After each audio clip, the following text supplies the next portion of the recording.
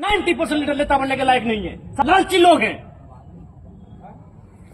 अब मैं आज पढ़ा लिखा नौजवान एक चीज से आपको परिचय करवाऊंगा, जिस चीज से परिचय कराने का हैसियत फिलहाल इनका है ही नहीं, क्योंकि इनके पास इतना आइडिया ही नहीं है कि जो लोग क्रॉनिक कैपिटलिज्म के समर्थक है कभी उनको वोट मत कीजिएगा।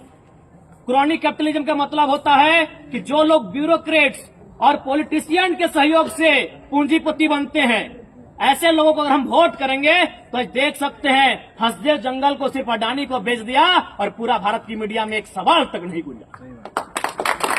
कल तो हमारे यहाँ पे गिरिडीह किसी को साइन कर दिया जाएगा कि जाइए गिरिडीह से यहाँ इतना प्लॉट नंबर, इतना रकबा, इतना चौहद्दी, हम फलाना कंपनी को एमयू पर्ची काट दिए, जनता कुछ नहीं बोल पाएगी। इसलिए अगर आप देश के बारे में सोचते हैं और देश में समानता के बारे में सोचते हैं तो एक काम कीजिएगा, क्रॉनिक कैपिटलिज्म का समर्थन करने वालों को कभी वोट मत कीजिएगा, चाहे वो विधायक रहे, सांसद रहे। आप वोट किसको कीजिएगा? जो सत्ता और संपत्ति के विकेंद्रीकरण का पक्षधर हो। विकेंद्रीकरण एकदम सिंपल भाषा में समझिए। आज हम 2 साल तक हमें कोई जानता नहीं था, आज एक लड़का अचानक एमपी के रूप में आया है, कल को इसी भीड़ में से जब कोई एमएलए बनेगा उसको हम विकेंद्रीकरण कहेंगे। लेकिन यदि कोई रईस घर का बेटा, यदि कोई नेता का बेटा फिर नेता बनेगा उसको हम केंद्रीकरण कहेंगे। एक परिवार में ही नेता बनना और एक परिवार में ही सारा संपत्ति जमा हो जाना, इसे केंद्रीकरण कहेंगे। और हम स्पष्ट कह देते हैं, अगर हम लोकसभा फतह करते हैं और एक सांसद के कार्यकाल में एक व्यक्ति कभी करोड़पति नहीं बनेगा, बल्कि उसी टाइम में 100 आदमी लखपति बनेंगे, ये मेरा वादा रहा। हम सामाजिक न्याय के पक्षधर हैं। यदि एक सांसद के सहयोग से या फिर एक संसद के कारण कोई बना तो एक आदमी नहीं बनेगा, उस टाइम 100 लोग बनेंगे।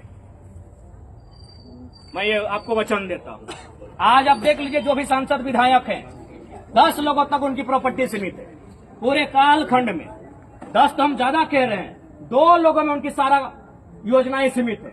2 लोगों में, अगर सांसद भी हैं तो गिने चुने 4 लोग होंगे जो सारे उनका कार्यकाल को देख लिए। अगर विधायक भी हैं और 2 गिने चुने 2 लोग होंगे। तो इसलिए इस बात को भी हम कहते हैं कि एक टाइम में एक आदमी हमारे साथ करोड़पति नहीं बनेगा हमारी वजह से, अगर बनेगा है तो उसी टाइम 100 लोग लखपति बनेंगे, अगर संसद का रोल रहा तो।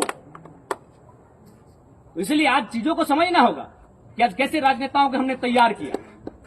अभी बताइए, आज हम कहते हैं बदलाव की बात करते हैं, बदलाव की बात करते हैं, कैसे बदलाव होगा? नेता बदलने से बदलाव नहीं होगा, पार्टी बदलने से बदलाव नहीं होगा, सोच बदलने से बदलाव होगा। और हम लोग पहला सोच ही स्थापित करेंगे, अगर लोकसभा का चुनाव जीतते हैं तो 75% सैलरी जनता को दान करेंगे। ऐसे नेता इस देश का कल्याण नहीं होगा। आपके पास कुछ नया आइडिया ही नहीं है, वही घिसी पिटी बातें, सड़क बना दिए, नली बना दिए, गली बना दी, वही घिसी पिटी बातें। आपके पास नया प्लानिंग क्या है? आपके पास नए आइडियाज क्या है? कोई बात करने वाला नहीं है। और मैं एक वचन बड़ी होश और हवास में दे के जाऊंगा कि जो लोग हमें वोट करने के लिए गिरिडीह लोकसभा के तमाम संसदीय क्षेत्र में आएंगे, आप अपने घर से अपने बूथ की दूरी को नाप लीजिएगा, क्योंकि आपका किसी का बूथ 1 किलोमीटर में है, किसी का बूथ 1.5 किलोमीटर में है, किसी का 4 किलोमीटर में है। आप जहां वोट करने के लिए जाइएगा उस बूथ की दूरी अपने घर से नाप लीजिएगा, क्योंकि अगर हम जीतते हैं और जो पहला काम करेंगे कि जितना अपने घर से आपकी बूथ की दूरी है उससे कम दूरी में लाइब्रेरी की स्थापना करेंगे। उससे कम दूरी में आप दूरी को नाप लीजिएगा। अगर आप वोट देने के लिए, अगर मेरे लिए वोट देने के लिए धूप में आप अगर 1 किलोमीटर चल के बूथ तक जाएंगे तो 500 मीटर में आपकी लाइब्रेरी होगी, ये मेरा वचन है। अब ये नौजवानों को, उनके अभिभावकों को, गार्जियनों को तय करना है कि आपका लीडर कैसा होगा। क्या, क्योंकि आज जो पॉलिटिकल पार्टियां हैं, पॉलिटिकल पार्टियों के जो लीडर हैं वो एक वोट बैंक मानते हैं कि ये फलना समुदाय है तो ये मेरा वोट बैंक है, अगर ये फलना समुदाय है तो मेरा वोट बैंक है। इसीलिए अब कोई भी समुदाय रहे, वो किसी का बपोती नहीं है, वो किसी का वोट बैंक नहीं है, वो उन्हीं को वोट करेगा जो उनके बच्चों के भविष्य की बात करेगा, वो उन्हीं को वोट करेगा जो झारखंड में अकड़ के झारखंड की बात करेगा।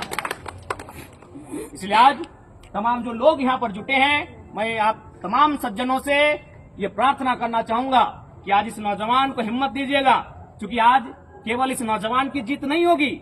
मेरे तमाम अभिभावक, मेरे तमाम हमरूम के साथियों, ये जीत झारखंड के तमाम उन नौजवानों की होगी जो सांसद बनने का ख्वाब देखते हैं। 23 साल के इतिहास में शायद ही कोई लीडर होगा जो अपने दम पर, अपने प्रतिभा के दम पर आज यहाँ तक का सफर तय किया होगा। अगर आए होंगे तो किसी धन वाले परिवार से होगा या फिर किसी राजनीतिक पार्टी के गोद में चला गया होगा, तब यहाँ तक आए होंगे। आज एक अदना सा साधारण सा लड़का, गांव के पगडंडियों से निकलकर सामने आने वाला लड़का अगर सांसद बनता है ना, तो आपकी जीत होगी, क्योंकि एक साधारण सा लड़का सांसद बनने का सपना देखेगा। ये बहुत बड़ी बात होगी।